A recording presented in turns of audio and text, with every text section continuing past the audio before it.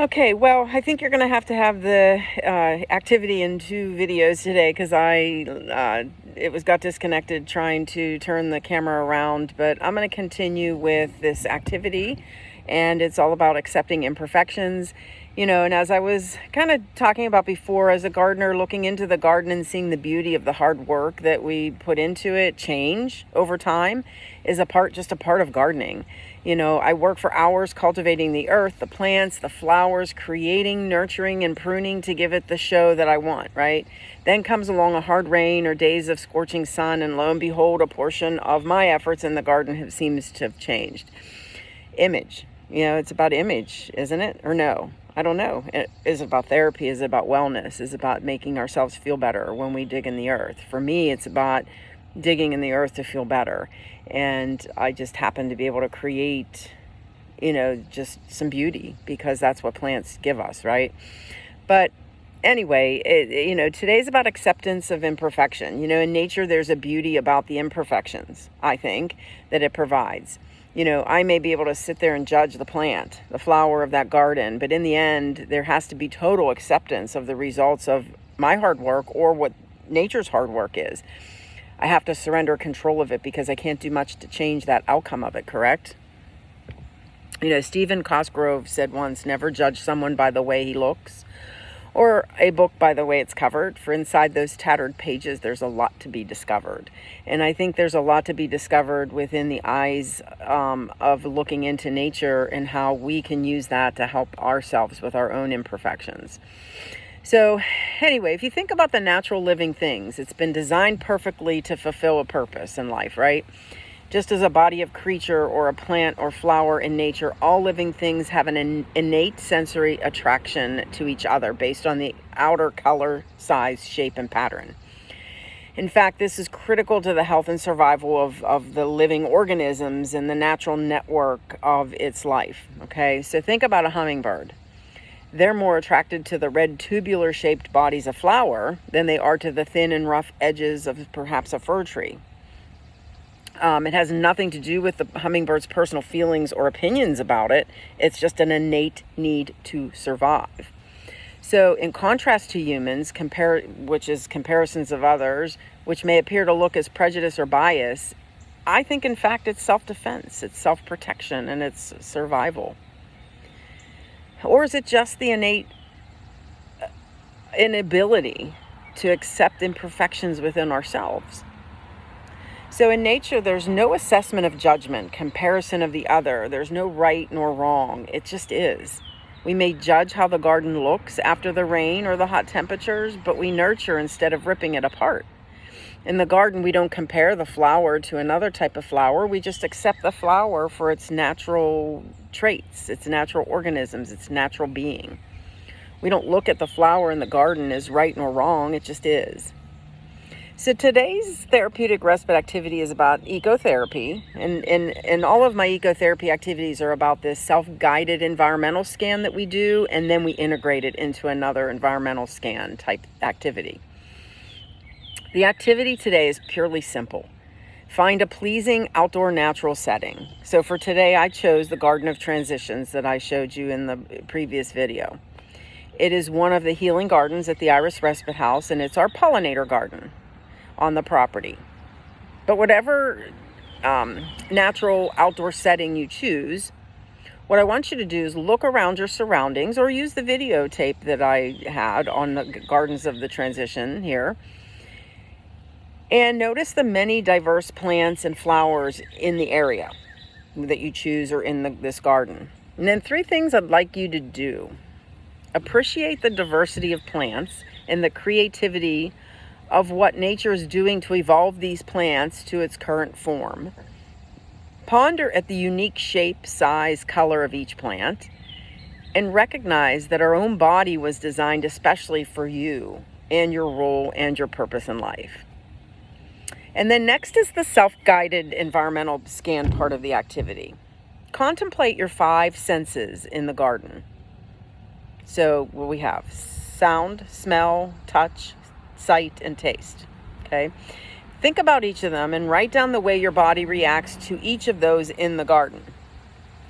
And also write down the plant or the flower that you chose to engage in and look at or contemplate or stare into for each of those senses. And then sound. Let's start with sound. Appreciate the ability to hear. What are you hearing? Describe it. Write it down. Draw it. Smell. Notice the sensation through your nose. What is the fragrance? Describe it. Touch. Notice the different textures against your fingers, your hands. What is the temperature? How does your skin feel, etc.? Sight. Recognize what your eyes are able to see. Write about it. Describe it. Taste. Be mindful of the different zones of our tongue and the ability we have to taste anything that's bitter, or sweet, or salty. Describe what you may taste. If adventurous, you can taste in the garden, but know what you're choosing so that you don't get yourself sick. Herbs are a good one for that. And then the next part of this activity is the integrative environmental scan. Now get a piece of paper and draw an outline of a body.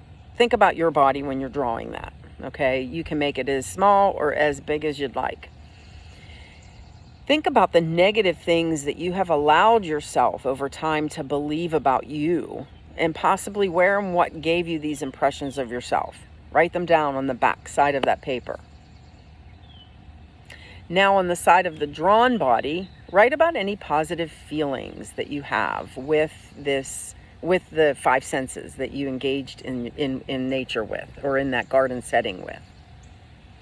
You could either write the name of that plant, you could draw the plant or the flower that you interacted with during your self-guided environmental scan. You can use any symbols, colors, words that come to mind and place them on the drawing where the body part is. So for example, if you've smelled something in the garden or this setting you're in, put what write what it was, or write whatever words you came up with on that body part of your drawing. Okay, so your nose, if you smelled something, write it where your nose is on that drawing. Or write the word of the oregano herb that you tasted over your stomach area where your body's digesting it if you tasted something. Continue to fill your drawing of your body outline with pictures, words of these natural things. Contemplate that if it weren't for your body, you would not be able to sense or enjoy any of that. Consider how valuable every part of you is, and then express gratitude for you. Okay, so that's plain and simple what this is today, this ecotherapy activity that I'm bringing to you. And I have some questions for reflection if you'd like to consider. So think about how you unconditionally loved you and your body when you were a child. There was no judgment, right? Just appreciation. We're children. What do we know to compare ourselves to? What body parts do you now criticize and struggle to accept?